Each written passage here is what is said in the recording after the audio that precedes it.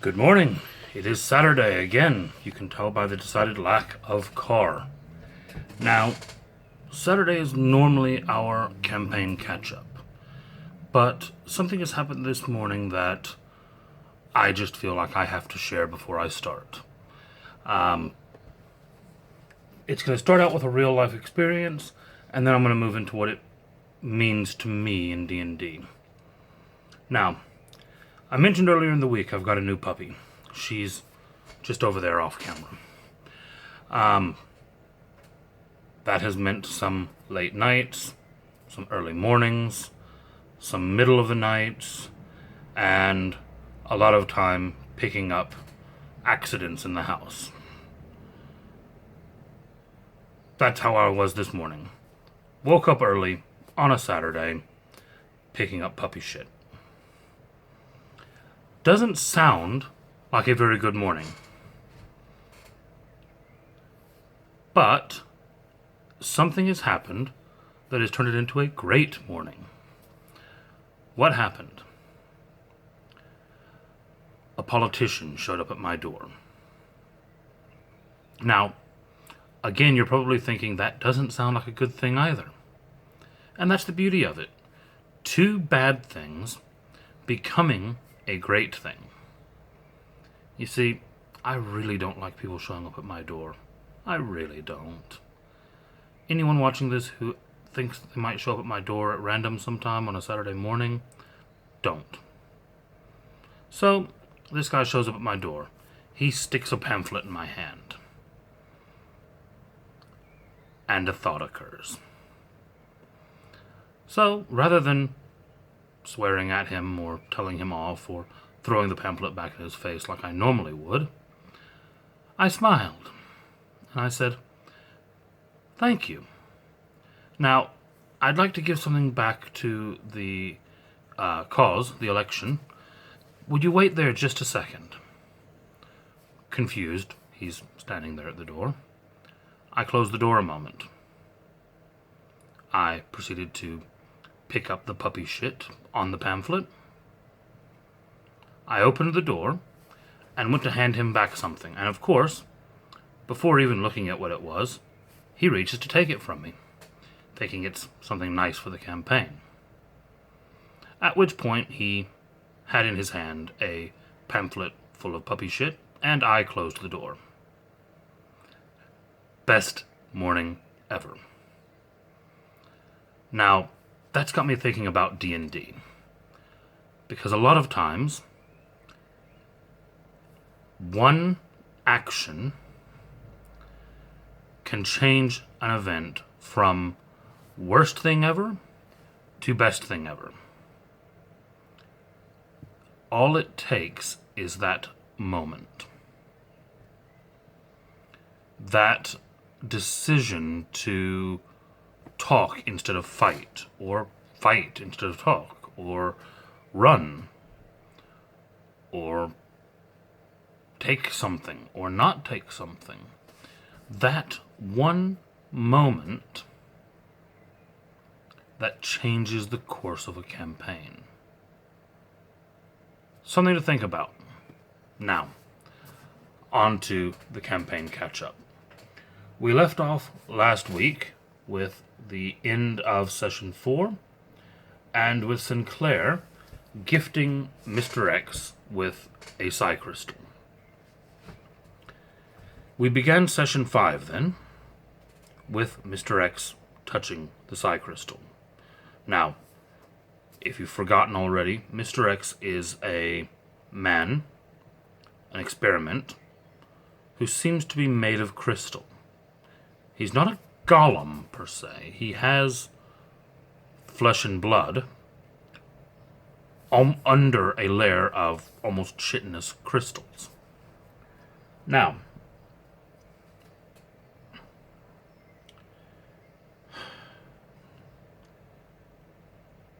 Mr. X touches this crystal, and in a moment, he begins to hear voices.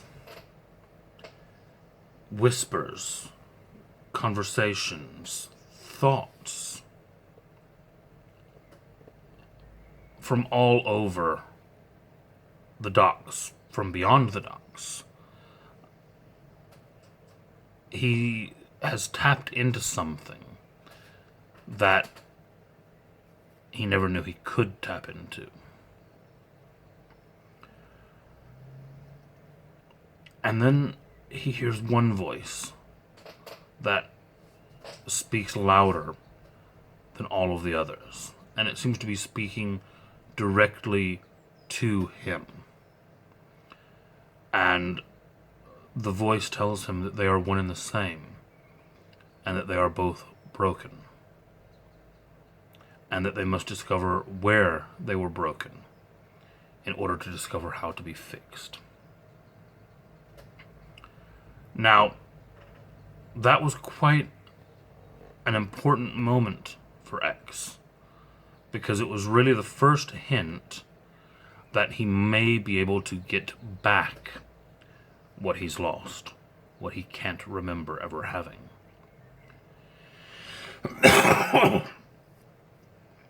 But there was another key moment in this scene. One of the whispers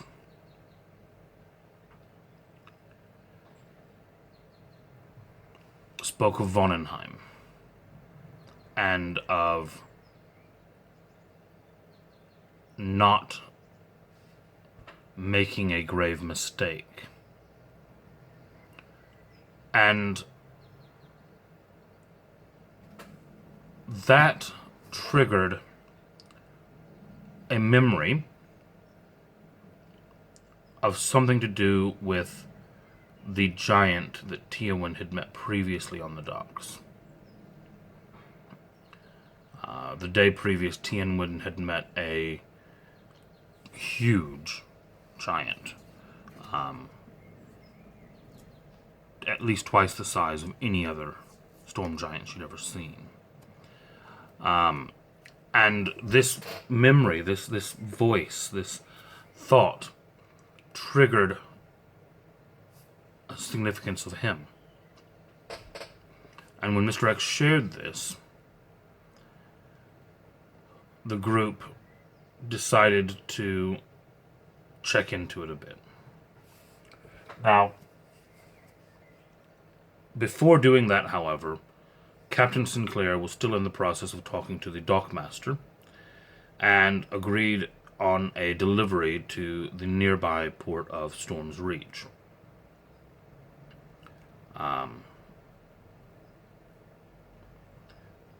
Sinclair talked to the dockmaster. They arranged for this delivery. They're given a payment of 25,000 gold, which is placed into a magically sealed chest with an enchantment on it that basically means that it cannot be opened until they deliver their cargo. Now, as they're departing the dockmaster's office, they see the Cloud Giant again. This giant that's twice the size of a storm giant, but has the appearance of a cloud giant. And he's leaving the docks looking very disappointed. Tywin catches up to him and begins speaking to him.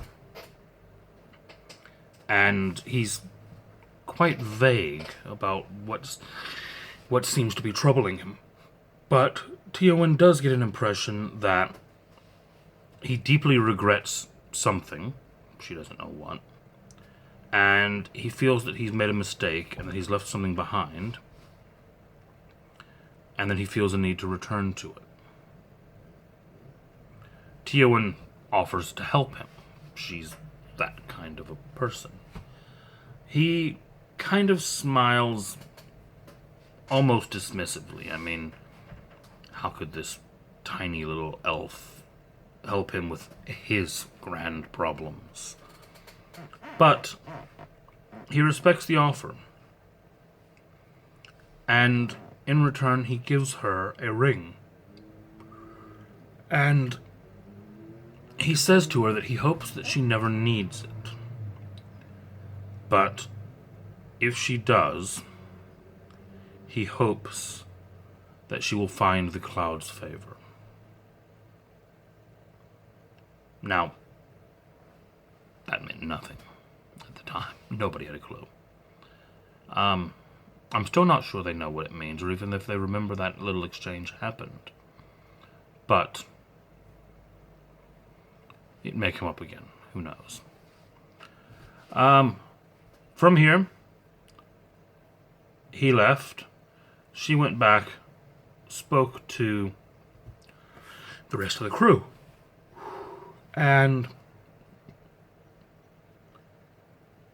Sinclair, having heard this, is again curious. They seem to intuit the idea that he's trying to get somewhere. He was at the Dockmasters. He left disappointed. He's mentioned having left something. Realizing that there's no way that they could actually carry him on their ship. He's too big. And they can't find any way of shrinking him. Nevertheless, they decide to seek him out and see if there is anything they can do to assist. They finally discover his home. They go and they speak to him. They're rebuffed at the gate for a while, but he does eventually let them in. Finally, after a protracted conversation, he does reveal to them that he needs to return to Osterna. Now, he doesn't go into why. He doesn't go into what is going on, what this problem was, what this regret was.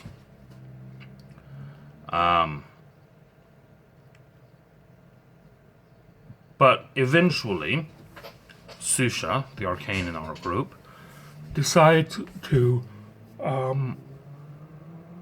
plane shift himself and Sveltnum, the giant, to the Rock of Brawl, knowing that the Rock of Brawl is probably one of the few places that Sveltnum would be able to pick up a ship to get him where he's going. Especially since Osterna is, as I mentioned previously, a sphere which no one knows how to get to. Which means that no one else would be able to plane shift him there, for example.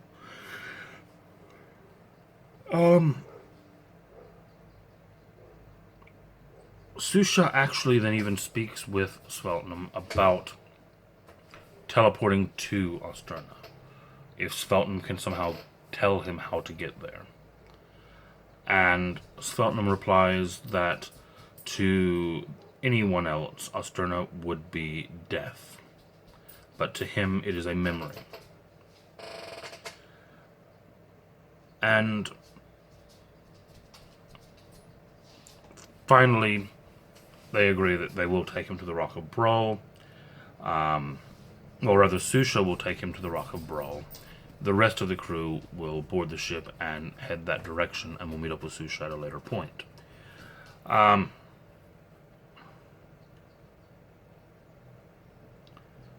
Susha plane shifts to Brawl with Sveltnum. Sveltnum immediately goes to the Dockmaster on Brawl to try to book passage on a ship. He thanks Susha. Susha departs. Susha then makes his way to the Platinum Hammers Guild and hires himself 5 guards. Obviously, after his last visit to Brawl, he's a little bit more paranoid.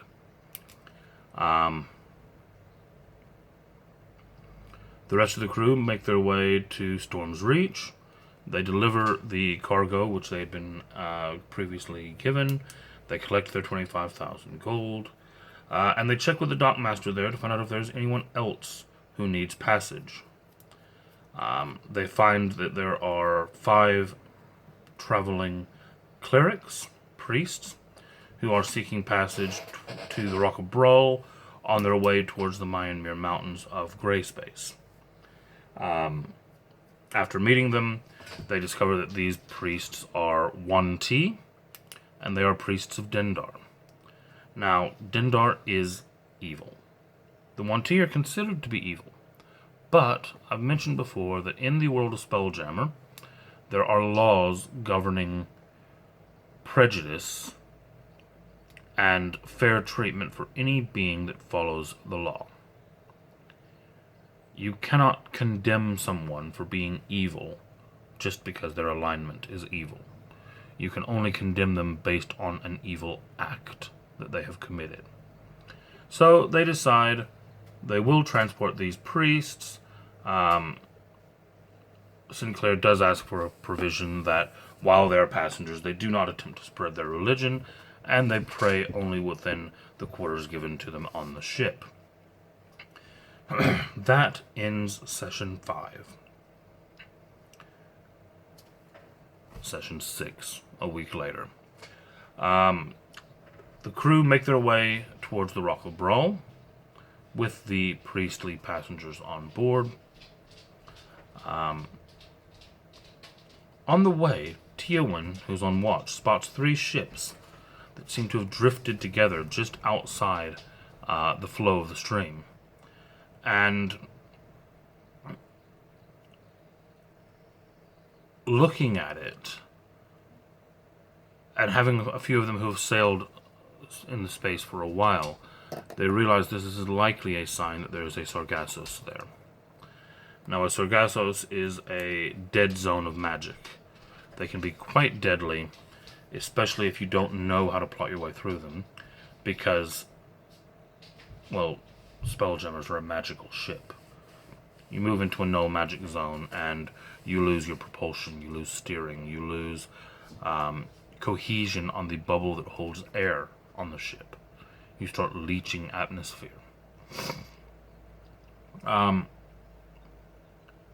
It takes a bit of quick thinking and action on their part, but they do eventually manage to feel out the edges of the Sargassos and pilot the ship around it, avoiding disaster. They continue on this 2-week voyage towards Bro, and many of the crew start awakening with nightmares. Crawling, creeping dreams of shadows and darkness. Immediately they suspect these priests that they're transporting. They confront them, they speak to them.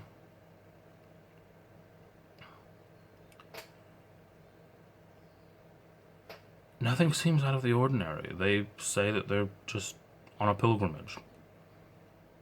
Another couple days pass. It's becoming worse. Grubby and Shorty, 2 members of the crew, are awakened screaming in the night. Sinclair then eventually gathers most of the crew to go down and confront the priests directly. When he does, and when he explains what's going on, the priests are amazed, shocked. This crew has been blessed by Dindar the Night Serpent. And they're confused why the crew sees this as a bad thing. Now bear in mind, these are devout worshippers of this evil god. They don't see what's going on as wrong. To their mindset, this is a blessing. Obviously, Sinclair doesn't find his crew being awakened by nightmares a blessing. Another day passes, and Bill begins to wake very tired and groggy, as if he's not had any rest. And Grubby and Tubby actually do not wake up that morning. They are too exhausted. On the final day, before the ship reaches Bro, the crew spot people approaching again. Very oddly, though, they're not approaching in a ship. They actually see a pair of men, well, they assume men, in heavy plate armor with wings of fire. Now, obviously it's magical fire, because fire in the phlogiston is a very bad thing, and it's not reacting the way fire reacts. So that much is there, but the light and the imagery is definitely still fire. The 2 land on board the ship. They introduce themselves as representatives of the Fiery Swords of Order, the Disciples of Fen. god of burning dawn. And they explain to the crew that they are here to collect a group of criminals. And they describe the priests. Now, at this point, the captain had to make a choice. There is some measure of protection that a captain is due to provide his passengers. But pissing off an order of paladins, in this case, seemed to be beyond that. The captain decided he would turn them over. He goes down with the crew, armed of course, to collect the passengers and to explain to them they're being turned over to a group of paladins who have come to collect them. And the high priest, before they're led up, looks at Sinclair and he gives him a warning. And he says, "Captain, for what may yet be, we will bear you no ill will. Though it may befall you that our Lord Dindar might." This final warning, prophecy, whatever you want to call it, ends up being his last words as one of the paladins draws his sword and takes off his head. The paladins execute all of the priests, throw them overboard, thank the captain for his cooperation, and fly away.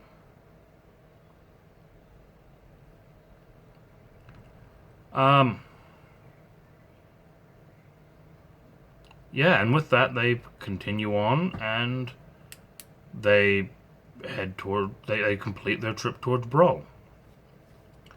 Now, stepping back for a second, one thing that I did not mention previously was in Susha's dealings with Sveltnum,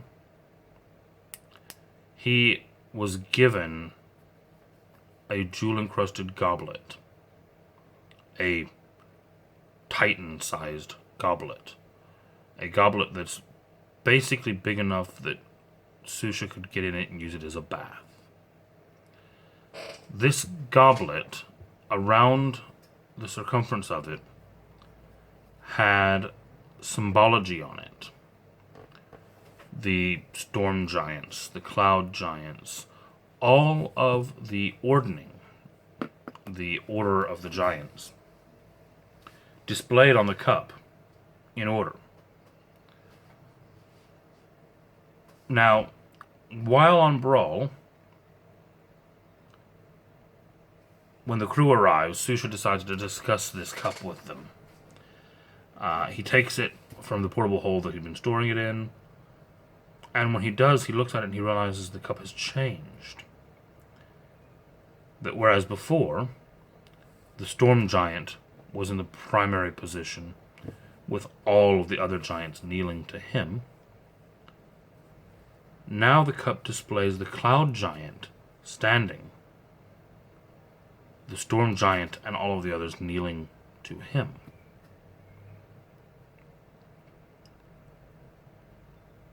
They don't really know the significance, so at the time they leave it be.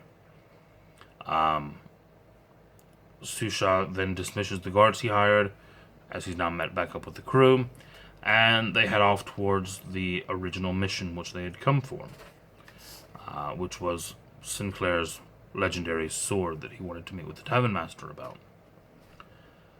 They found the Loch and Noose Tavern. They met with the Tavern Master, who turned out to be a man named Sniven. They purchased some very expensive alcohol, as you do, and were eventually told a tale. A tale of Sniven's friend Edgar, and Edgar's adventure, which I will post in the link so you can read the adventure if you'd like, or the story they were told of the adventure at least. But basically, to sum it up, Edgar served on board a ship called the Acquisition of Antiquities, under a man simply known as the Collector. On the last mission Edgar traveled with him, he was seeking the Spelljammer. Not a Spelljammer, the Spelljammer, which is a huge spaceborne manta ray with a city on its back that seems to wander through space. It's a legend. There's not even proof that it's real, but every sailor says that they've seen it at some point or another. There's that many talk about where it came from or what it is or why it is, that it is the legend of space. It is the white whale. It is the Loch Ness monster. And they were searching for it. And at least according to Edgar's tale, they found it. Not only did they find it, but it drew them to it, towards the city on its back. And they actually became trapped. Their ship crashed. And they were stuck in the city on the back of the Spelljammer, where they discovered hundreds and hundreds of others who had also been trapped. And he and his captain and their crew spent nearly 10 years on the back of the Spelljammer before finally a series of events occurred that allowed their captain to actually ascend to the captaincy of the Spelljammer and to take it over and to actually then allow them passage off. They also then discovered that Edgar had headed into the library and that Sniven will help them if they will locate Edgar. They did a bit of scrying after that to find that Edgar was in fact in the library, frozen in place. And with that, they ended the session, headed towards making a deal with Susha's uncle, Sanshara, in order to get access to the library. That was the end of session 6, and that will be the end of today's video. We'll pick back up next week with session 7. Have a great day, like, subscribe, all that stuff, and try to remember, even if things start out bad, one action can always make them better. See you on Monday.